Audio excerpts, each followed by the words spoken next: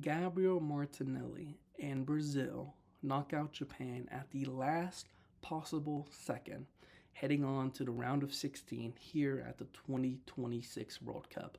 Guys, what a fun match, because heading into it, there's kind of this narrative that on the Japan side, they have a tactically elite manager who has a phenomenal record with the national team. They have players kind of sprinkled across all of Europe's top five divisions. And you're kind of hearing when they get on the ball, they can actually play a pretty fun, progressive style of football.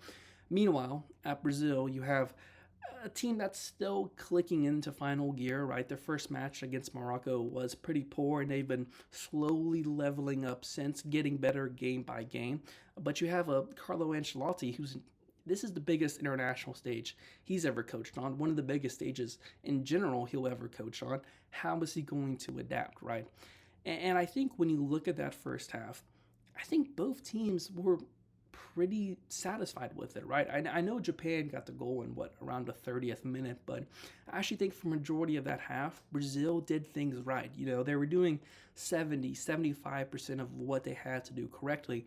It was just down to last second interventions, stellar goalkeeping from Suzuki, who I think commanded his box really well, especially in that first half. I was pleased with how high up Brazil's back line was actually pushing.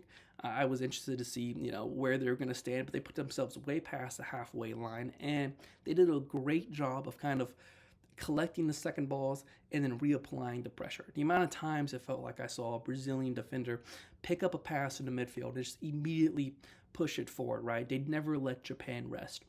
But we have to talk about that goal, right? 29th minute from Sano. A lot of people are going to kind of talk about, well, he just blew past Casemiro, or what is Gabriel doing, not kind of stepping up into him. But I'm honestly looking at Danilo, right? And these kind of passes into the midfield, they always kind of throw me off. It's something I remember seeing Ahmad doing against Liverpool. He just plays a lazy pass into the midfield. Sabazalai picks it up, drives forward, makes it 2-1 at that point, right? And today, Sano was just wise enough to sense a poor pass coming from Danilo, because on these kind of straight horizontal passes, nothing's actually being progressed. All you're doing is giving the momentum to whoever the defender is who's running onto the ball. You're just giving him momentum. And Sano picks it up, drives past Casemiro, who could have done better, drives past Gabriel, who kept backing up and could have done better, and pushes it past Allison. I'm looking at Danilo and I'm thinking to myself, all right, guys, I know he's never been the world's best fullback, but he's had stints at Real Madrid, Manchester City, Juventus. You would have figured he would have been wise enough to kind of look up, see really where the momentum of that pass was going to lead. But he plays a poor pass, picked up beautifully, and Japan jump up to a 1-0 lead. And then kind of after that, you're thinking to yourself, okay, Brazil, they're going to stack on the pressure. How is Japan going to deal with it? And that's actually where I think you saw the worst of Brazil throughout this whole entire match, was actually towards the end of that first half. Because there were a couple chances, namely after one counterattack from Brazil, where Japan had 5-6 numbers kind of flying forward. An easy opportunity to at least put a shot on target, and they kind of fluffed their lines. And you ended up thinking, is this going to cost them at the end of the day? And it ended up doing so, right? But we kind of head into halftime, and obviously Japan's leading, and you would say they've probably played the better team, or played like the better team, but you knew there was still a chance for Brazil, even if it comes from the foot of Neymar, Gabriel, Casemiro, whoever it was, Cunha. Endrick comes on beginning of second half. You know they have the talent to where they're at least going to get one goal back. And this is where I think the brilliance of Carlo Ancelotti really comes into play, right? Because a lot of times in these knockout matches, you see teams keep knocking at the door the same exact way when they're trying to break down a low block. But what I appreciated Ancelotti did really early, literally from the second to second half began, they started floating crosses in, right? It wasn't just your typical playmakers, Vinicius trying to float in these crosses. Guys, the game-tying goal comes from a Gabriel floated pass into the box. They started stacking up numbers inside the box, overwhelmed Japan super early, and you can just throw players into the box and hope for something. But the way in which the Brazilian attackers in the box, they were hitting the right channels. They were spreading Japan apart at the right time. And ultimately, Gabriel, fantastic pass towards the back post. Casemiro against Suzuki. Casemiro obviously has scored so many goals for Manchester United, just like that. Makes it 1-1. And then you're sat there thinking to yourself, okay, now really what am I going to see?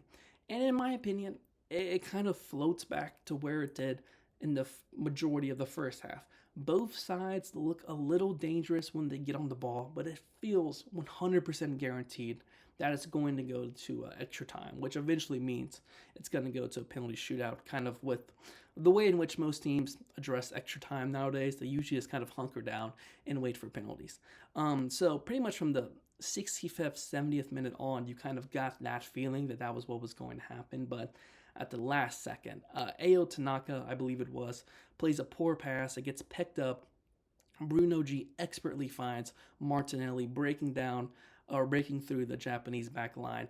Listen, I have question marks over Gabriel Martinelli. I know he is probably the first name Arsenal fans kind of want removed from that left wing spot, but that was a brilliant shot. He aimed it perfectly right off the post, past Suzuki, in absolute heartbreak. At the last, what was it, the 95th minute, 95th exactly, out of a possible 96.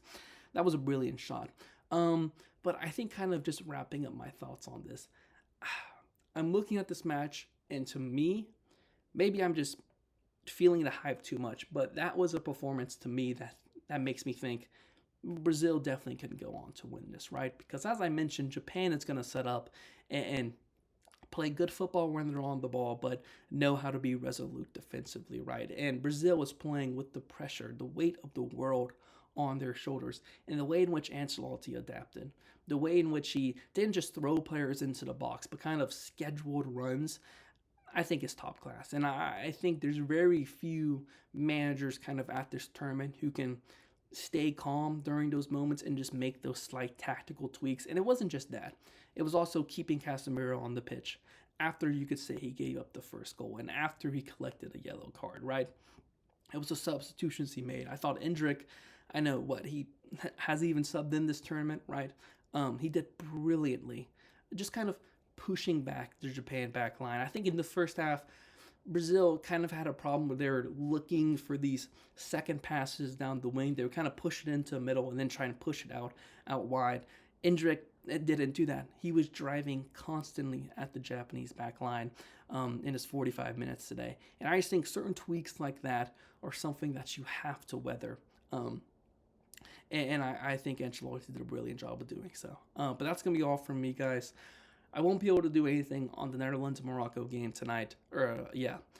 Tomorrow I probably won't be able to get anything out. But Bosnia versus the United States on Wednesday. Gosh, oh, that's too much of an important match. But I'll hopefully be there for you all after that one. And I'll talk to you all soon. God bless.